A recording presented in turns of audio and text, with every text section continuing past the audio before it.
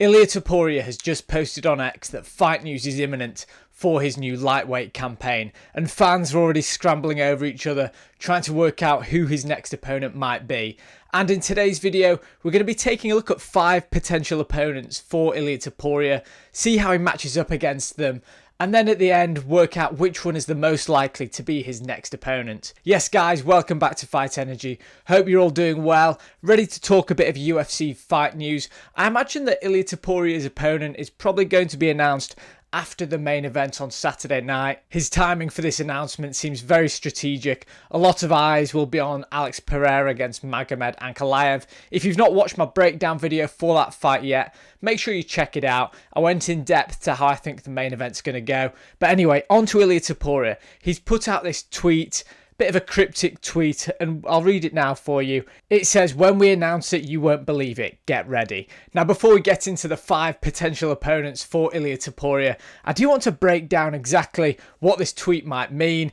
Is it just marketing? Are we really going to be blown away by the potential opponent for Ilia Topuria? There's a couple of ways that we can look at this. But in my opinion, if we are going to be blown away, this fight, his next fight, has to either be a true contender fight or fighting for the belt, or perhaps something else. But we're going to get into all of that now. And the first potential opponent that I want to talk about for Ilia Topuria, it's a bit left field, but there is rivalry there, there's a bit of history. It's Paddy the Baddy. Paddy Pimblett, fighting out of Liverpool, the UK, a fellow countryman of mine. We know there is a rivalry that goes back a few years. There was some incident outside of the octagon, outside of any kind of training facility, where Paddy Pimblett threw a bottle of hand sanitizer at Ilia Topuria. I'll cue up the clip if I do have it here, so you can take a look at that. It seemed much ado about nothing. I'm sure Paddy didn't realise at the time that he was starting beef with a future pound for pound number 1. He probably just thought it was a bit of handbags, get some headlines, get a few tweets out there. But really, this could actually snowball, now they are in the same division, into a really interesting rivalry.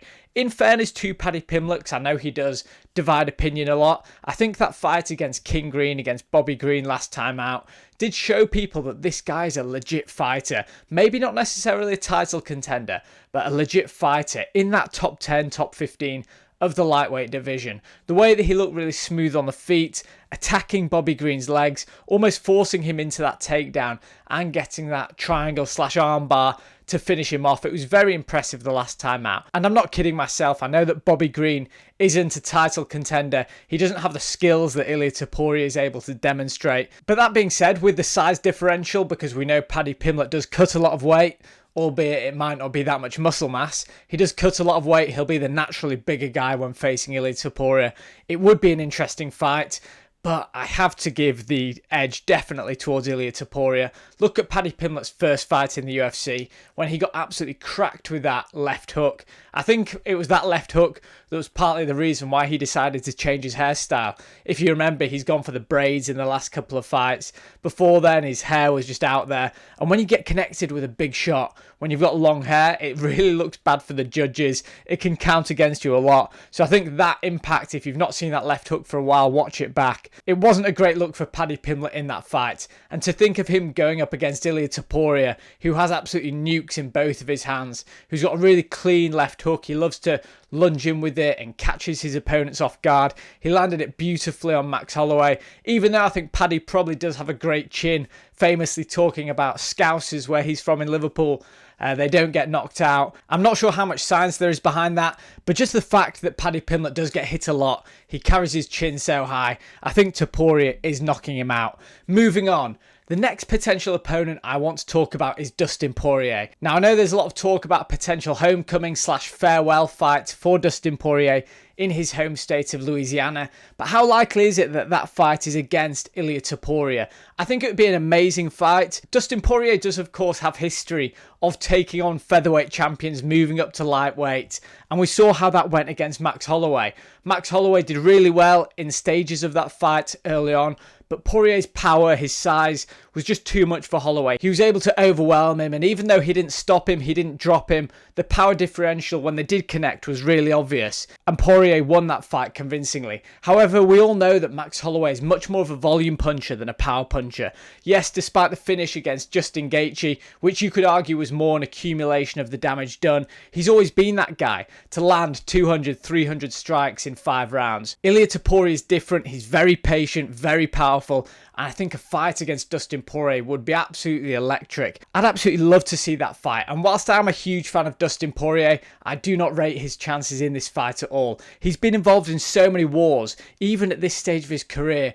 Wars against Benoit Saint-Denis until he was able to turn the tide. Islam Makhachev, knocked out recently by Justin Gaethje. All these things have me really worried about the state of his chin. And I don't even think it's Topuria's raw power that would cause Poirier the most problems. I think it's more his in and out movement, how fast he is. I think he'll just time Poirier and it would be a really ugly finish. So I don't think that's the fight that I do want to see next, especially for Poirier's farewell fight. But it would, for as long as it lasted, be an absolute barnstormer. You know that Poirier's not going to take a backward step. His boxing is really good, and Topuria has shown himself to be hit at times. So I think as long as it did last, it'd be a really exciting back and forth fight. But then as Ilia Topuria goes through the gears, I think he'd be able to really put it on Dustin Poirier, avoid counter shots, and get him out of there. Let's move on because we still do have 3 potential lightweight opponents to talk about. We've spoken about Paddy Pimblett. I know that he's tied up with Michael Chandler next month, but because Topuria didn't put a date or didn't even hint at a date for his lightweight debut, I'm not really taking schedules into account. Same with Dustin Poirier. We know, well, we think we know that a Louisiana homecoming farewell fight is coming, but nothing concrete about that. The third potential opponent I want to look at is the man who was meant to fight for the lightweight title in January. It's Arman Tsarukyan. Now, there's a couple of reasons why I think Arman Tsarukyan could be a potential opponent for Ilia Topuria. Let's not forget he did mess up their event back in January, and giving him this fight, which effectively for Arman Tsarukyan is a lose-lose, wouldn't be outside the realm of possibility. Because if Arman Tsarukyan was to beat Ilia Topuria, it wouldn't even necessarily do anything for his title credentials, because Ilia Topuria, he's unranked, he's coming up from featherweight, and then if he was to lose to Ilia Topuria, well, that would be a featherweight coming up who has to give away the natural weight advantage. It'd be a featherweight coming up, beating Arman Tsarukyan, sending him to the very back of the queue when it comes to even number one contender talk. So there's a lot on the line for Arman Tsarukyan if he was to take this fight. The potential upside isn't as great as it would be for beating a Charles Oliveira or another true number one contender in the lightweight division. But the UFC, I'm not saying they hold grudges, but if they were to match Arman Tsarukyan and Ilia Topuria, I wouldn't be particularly surprised. But how would I see that matchup going? Now, Arman Tsarukyan, I think he's a fantastic fighter, very well rounded, but I've always had question marks about his decision making. I could see this fight being very competitive. I think the strength edge would go towards Arman Tsarukyan. I think he might even get the better of the grappling exchanges. Despite Ilia Topuria's grappling being really underrated, people forget that he was more of a grappler before he fell in love with his hands and realised his power. He was very good at grappling. But I think based on the size differential, I would edge the grappling to Arman. But I wouldn't have the confidence in Arman Tsarukyan not to make a mistake, a lapse of concentration that would lead to him eating some big shots from Ilia Topuria. I always go back to that Charles Oliveira Arman Tsarukyan fight where at the end of each round he was finding himself in submission threats. If you watch back those submission attempts, you'll notice that it was more Arman Tsarukyan putting himself in danger rather than Charles Oliveira imposing himself on that fight. And that just doesn't give me a lot of confidence. In fact, I've got no confidence in this because I think it would be a 5-round fight between Ilia Topuria and Arman Tsarukyan. I've got no confidence that Arman Tsarukyan would avoid making a drastic mistake that would cost him big time in that fight. I think he'd leave himself in the pocket for a bit too long, get caught by one of Ilia Topuria's big left hooks. I don't think that Ilia Topuria would necessarily submit him or could necessarily submit him. I do think Tsarukyan's really slick on the ground. If Charles Oliveira couldn't submit you, I know he did get really close, but if Oliveira can't submit you, I don't have such high hopes that Ilia Topuria can. But I could definitely see Topuria finishing Arman Tsarukyan. The other most likely outcome could be Arman Tsarukyan just outworking, outstrengthening Ilia Topuria, winning it in the clinch against the fence and grinding out a boring decision victory. And for that reason, I wouldn't necessarily want to see that fight next. Based on the three you've already mentioned, I think that's my least favourite so far. But remember the post, I'm just bringing it up again now. He said, when we announce it, you won't believe it, get ready. A fight against Paddy Pimblett, is it unbelievable? Not too sure. Against Dustin Poirier, I think that would be closer to the realm of being unbelievable. Arman Tsarukyan, a real #1 contender fight, I'm not too sure. But these next two, I think, are getting a bit closer to the mark. The next fighter that I want to talk about, we just spoke about him a lot. It is Charles Oliveira. Now, with Charles Oliveira, you are always guaranteed excitement. He's always in incredible fights. And I would absolutely love to see this fight. Ilia Topuria against Charles Oliveira. Now, Charles Oliveira, we just mentioned, a real submission threat. So this could pose some real danger for Ilia Topuria. If you look back at his featherweight campaign, his fight against Bryce Mitchell, which I think on reflection, people are trying to paint it as though it was more competitive than it actually was, shows one of his fights against a true grappler, someone who's very good on the ground. And Topuria was able to completely nullify it and get the submission of his own. Charles Oliveira is a different beast though, record holder when it comes to submissions in the UFC, so I could see him posing some real problems for Topuria here. And the fact that we've already been through 3 good lightweights, and this is the first time I'm talking specifically about a real problem an opponent could cause Ilia Topuria, says a lot about how highly I rate him. I do think Topuria is a real great fighter, a real elite fighter, potential great, all of the above. But the fight against him and Oliveira would be really interesting. Can you imagine it? The tall Oliveira in his tall stance against Ilia Topuria moving in and out. Let's not underestimate how hard Charles Oliveira hits as well. We know Justin Gaethje said it was the hardest he'd ever been hit. So I think this fight would be an absolute war. I could see both fighters getting hurt. My concern with Charles Oliveira is that whenever he does get touched on the chin, he either gets hurt or he goes down. I know sometimes it's because he wants to pull someone into his guard, but his chin is definitely questionable. He's got great powers of recovery because it very rarely puts him out, but he always gets wobbled by anything significant that touches him on the chin.